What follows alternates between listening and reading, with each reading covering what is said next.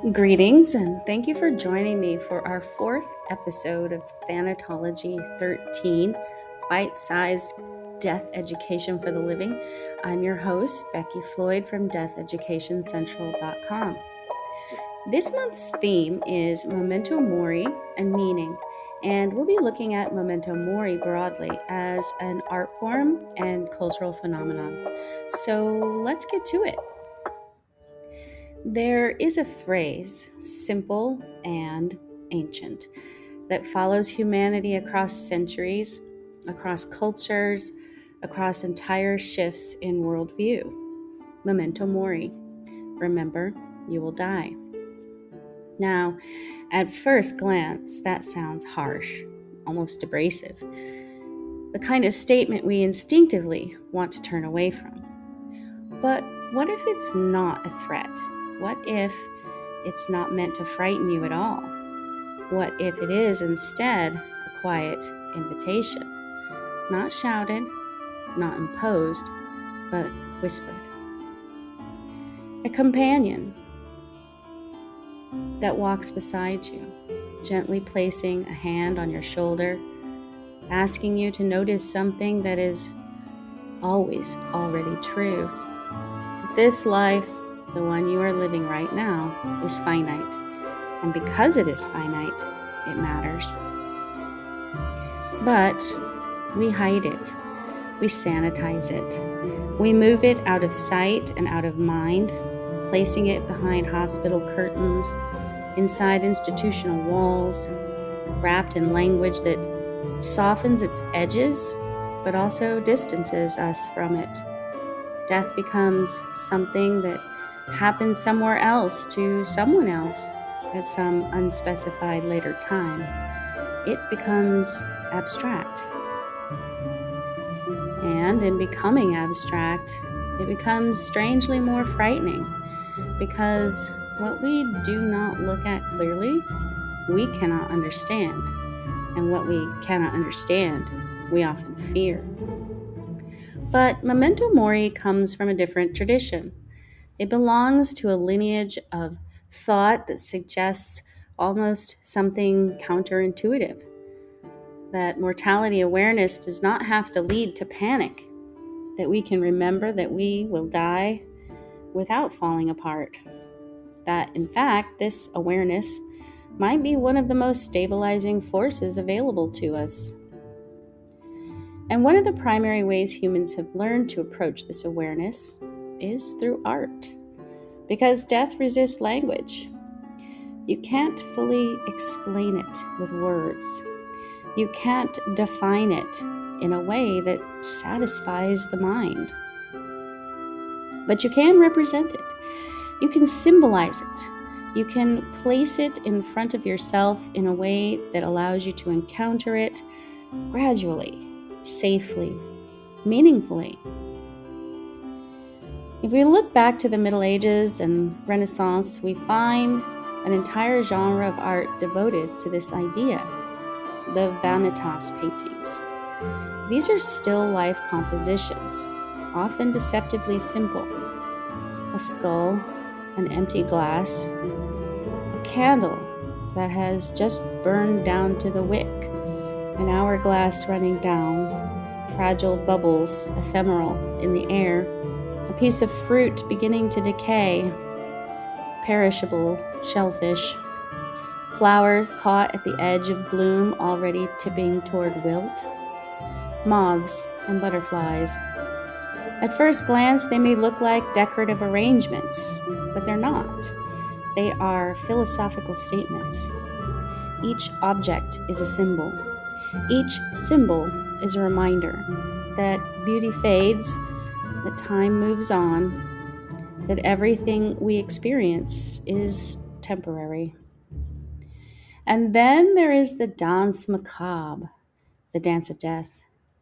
These images show skeletons leading the living in a kind of procession. Kings, peasants, clergy, merchants, all drawn into the same dance. No one is excluded, no one is elevated above it. And the message is unmistakable. Death does not recognize status. It does not negotiate. It is the great equalizer. What is so interesting about these images is not just what they depict, it's how they allow us to engage. They don't overwhelm the viewer. They do not force confrontation. Instead, they invite contemplation. They give shape to something that otherwise feels shapeless. And so we see this continue into more modern times. Take Gustav Klimt's Death and Life. Death is present, cloaked, and watching. But the living figures are vibrant, intertwined, full of color and movement, and one young woman meets death's gaze directly. Her eyes are open. There is no panic there, no collapse, just recognition. This is where Memento Mori becomes something more than an artistic tradition. It becomes a psychological tool. Because what art is doing in these moments is providing structure. It's a kind of container that is being created, a space in which we can encounter the idea of death without being overwhelmed by it. And this matters more than we might think, because when death remains unexamined, it does not disappear. It moves underneath. It becomes what some theorists describe as the worm at the core, an underlying awareness that shapes our behavior in ways we do not always recognize. It can drive anxiety, avoidance, distraction, a constant reaching for anything that helps us not think about it. But when death is brought into awareness, gently, symbolically, repeatedly, something begins to shift. It becomes familiar. Not comfortable exactly, but known. And what is known is far less likely to destabilize us. Anthropologically, this is not an accident. Human cultures have long embedded death awareness into larger symbolic systems, into rituals, into seasonal cycles, into what we might call sacred time. Time that is not just measured, but made meaningful. In many traditions, time is not understood as a straight line moving toward an endpoint. It is understood as a cycle, a wheel. Day becomes night and night becomes day. Winter gives way to spring, and spring eventually turns to winter again. Life moves into death, and death becomes part of what makes new life possible. Within that kind of framework, death is not an interruption. It is a transition, a movement within a larger pattern. And Memento Mori art participates in that same understanding. It does not isolate death as something separate from life. It integrates it, places it alongside us as something that is always present and always meaningful. And this is where we begin to see its deeper function. Because Memento Mori is not ultimately about death, it is about clarity. When we remember that life is finite, even in a quiet background way, things come into focus. What once felt urgent may begin to lose its grip. What truly matters begins to stand out. Relationships, creative expression, moments of connection, the things we often postpone. There is a kind of transparency that emerges. Life becomes clearer against the backdrop of death. Not smaller, not more frightening, but sharper and more defined. And this is especially important during times of transition, particularly in emerging adulthood, because becoming an adult is not just a process of gaining independence. It's also a process of loss.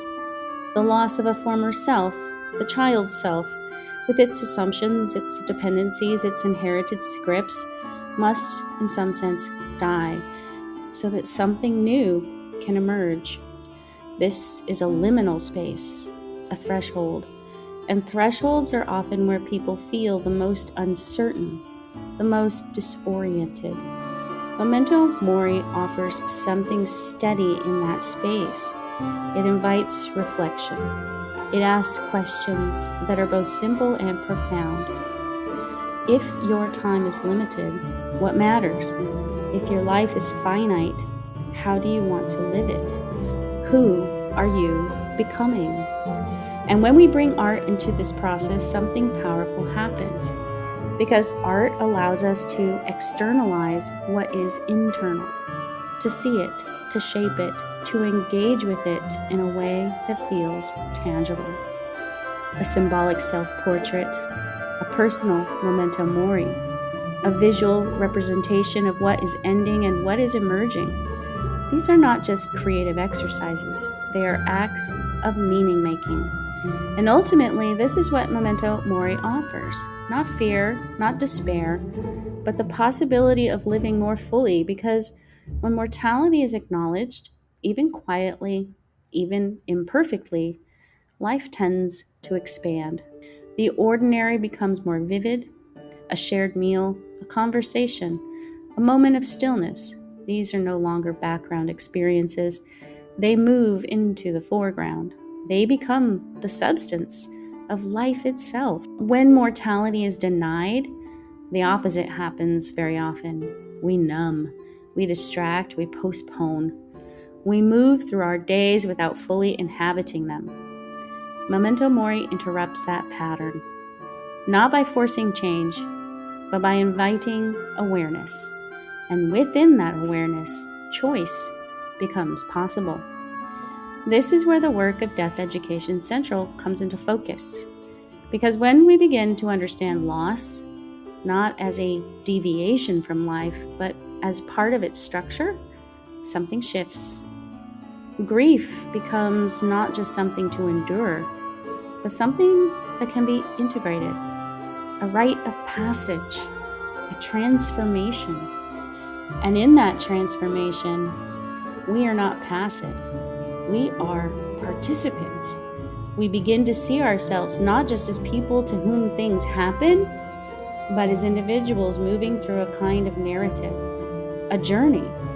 And in that journey, we can take on a different role, not as victims of circumstance, but as the heroes of our own unfolding stories.